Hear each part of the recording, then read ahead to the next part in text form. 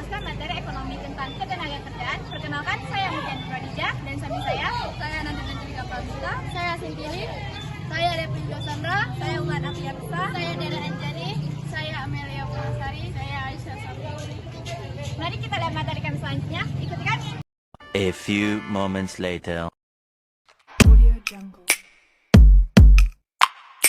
Tenaga kerja adalah setiap orang yang mampu melakukan pekerjaan guna menghasilkan barang dan atau produk serta jasa baik untuk memenuhi kebutuhan diri sendiri maupun masyarakat. Tenaga kerja menurut Undang-Undang Nomor 13 Tahun 2003 tentang Ketenagakerjaan. Tenaga kerja manpower diartikan setiap orang yang mampu melakukan pekerjaan guna menghasilkan barang atau jasa, baik untuk memenuhi kebutuhan sendiri maupun masyarakat. Tenaga kerja memerlukan ketersediaan lapangan pekerjaan atau kesempatan kerja. Kesempatan kerja menunjukkan ketersediaan lapangan pekerjaan untuk diisi pencari kerja. Halo guys, assalamualaikum warahmatullahi wabarakatuh. Perkenalkan, saya Sintili. Nah, Sintili di sini akan menjelaskan tentang tenaga kerja berdasarkan kualitasnya. Nah, teman-teman, tenaga kerja berdasarkan kualitasnya terdiri menjadi 4. Yang pertama adalah tenaga kerja terdidik, yang kedua tenaga kerja terlatih, ketiga tenaga kerja terdidik dan tidak terlatih, dan yang keempat bukan tenaga kerja. A few moments later. Jelaskan tentang tenaga kerja terdidik.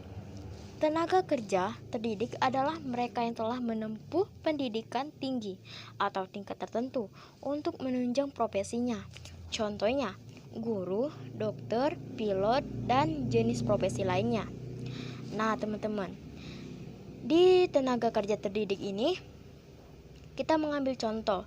Kita mempunyai cita-cita untuk menjadi guru. Nah, untuk mencapai cita-cita guru ini, kita harus menempuh pendidikan yang melewati dari SD, SMP, SMA, kuliah, S1, dan seterusnya. Nah, untuk menggapai profesinya untuk menjadi guru. Nah, dan yang kedua, tenaga kerja terlatih adalah orang-orang yang dapat melakoni sebuah pekerjaan dengan melalui pelatihan khusus dan pengalaman yang menumpui dan cukup lama. Pekerjaan terlatih tidak sesuai berpendidikan baik untuk analytical professional. Nah, teman-teman, yang kedua ini tenaga kerja terlatih. Dia melewati pelatihan khusus teman-teman dan yang cukup lama. Nah, namun pekerjaan terlatih tidak selalu berpendidikan baik untuk analisis proses karena dia hanya melalui pelatihan yang cukup lama.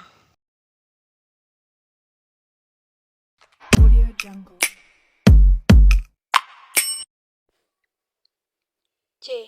Tenaga kerja tidak terdidik dan tidak terlatih adalah tenaga kerja yang tidak memiliki keahlian dan pendidikan secara khusus. Contohnya kuli bangunan, buruh, dan asisten rumah tangga. D. Bukan tenaga kerja adalah penduduk usia kerja 15 tahun dan lebih yang masih sekolah, mengurus rumah tangga atau melaksanakan kegiatan lainnya selain kegiatan pribadi. Ketenaga kerjaan berdasarkan batas kerja.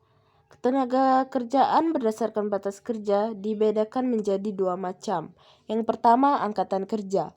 Angkatan kerja adalah penduduk usia produktif yang berusia 15 sampai 64 tahun dan sudah mempunyai pekerjaan, tetapi sementara tidak bekerja maupun yang sedang aktif mencari pekerjaan. Kedua, bukan angkatan kerja. Bukan angkatan kerja adalah mereka yang berumur 10 tahun ke atas dan kegiatannya hanya bersekolah, mengurus rumah tangga, dan sebagainya. Contoh kelompok ini seperti anak-anak, mahasiswa atau mahasiswi, ibu rumah tangga, dan orang cacat.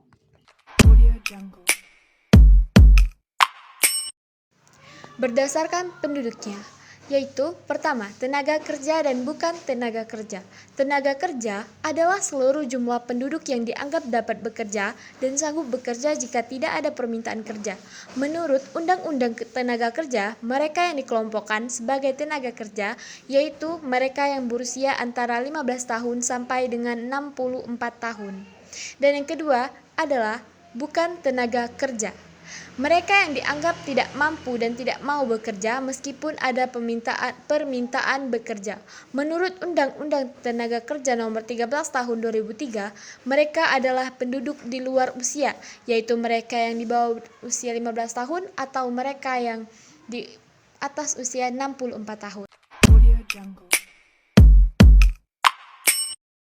Perencanaan tenaga kerjaan adalah kegiatan penentuan jumlah dan jenis tenaga kerja yang diperlukan oleh suatu organisasi untuk masa yang akan datang. Perencanaan tenaga kerja dibagi menjadi dua, yaitu 1 mikro, 2 makro.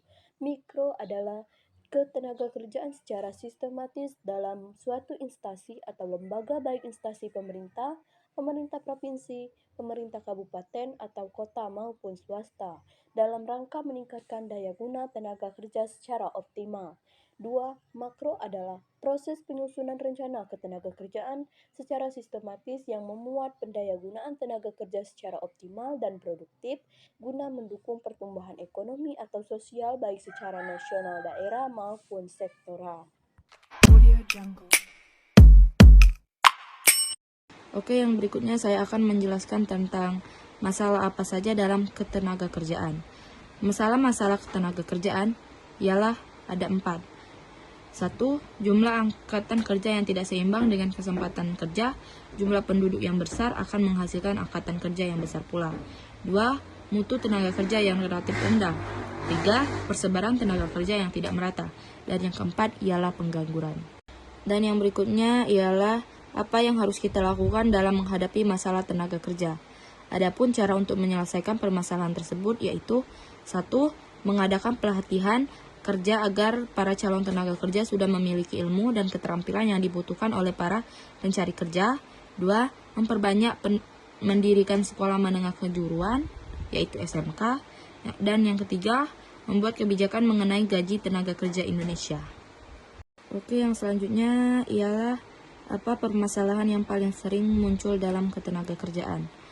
Masalah ketenagakerjaan yang dihadapi oleh Indonesia adalah rendahnya mutu tenaga kerja. Salah satu faktor yang menyebabkan rendahnya mutu tenaga kerja di Indonesia adalah tingkat pendidikan. Rendahnya tingkat pendidikan dapat menyebabkan tenaga kerja di Indonesia minim akan pengetahuan dan penguasaan teknologi.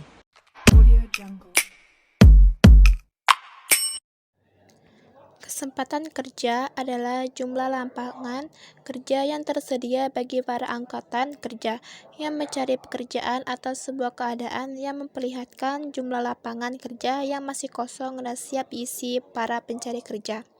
Adapun angkatan kerja adalah sebagai penduduk atau mereka yang sudah bekerja, sedang mencari pekerjaan, pengangguran, ataupun mereka yang sewaktu-waktu siap untuk bekerja, biasanya pada umur 15 tahun ke atas. Kesempatan kerja di Indonesia dijamin dalam pasal 27 ayat 2 Undang-Undang Dasar 1945 yang berbunyi, tiap-tiap warga negara berhak atas pekerjaan dan penghidupan yang layak. Kesempatan kerja memiliki dua pengertian, yaitu dalam arti sempit, kesempatan kerja adalah sedikitnya tenaga kerja yang mempunyai kesempatan untuk bekerja. Dalam arti luas, kesempatan kerja adalah banyak sedikitnya faktor-faktor produksi yang mungkin dapat ikut dalam proses produksi. Faktor-faktor yang memengaruhi kesempatan kerja adalah 1. Adanya kesempatan kerja yang tersedia. 2. Tingkat pendidikan, pengetahuan, keahlian, dan keterampilan. 3. Usia tenaga kerja dan jumlah angkatan kerja yang tersedia. 4. Besarnya permintaan total masyarakat. 5. Jumlah investasi yang dilakukan perseorangan dan badan usaha swasta. 6. Kebijakan pajak dan kemampuan pemerintah dalam melaksanakan pembangunan ketenaga kerjaan. 7. Ekspor dan impor. 8. Kerjasama dengan negara lain untuk kesempatan kerja di luar negeri. Terbukanya kesempatan kerja merupakan salah satu indikator terjadinya pembangunan ekonomi. Jika ketersediaan kesempatan kerja tidak seimbang dengan peningkatan penduduk usia kerja, maka akan menimbulkan permasalahan yang disebut pengangguran. Inilah akhir dari materi kelompok kami. Kami akhiri. Wassalamualaikum warahmatullahi wabarakatuh.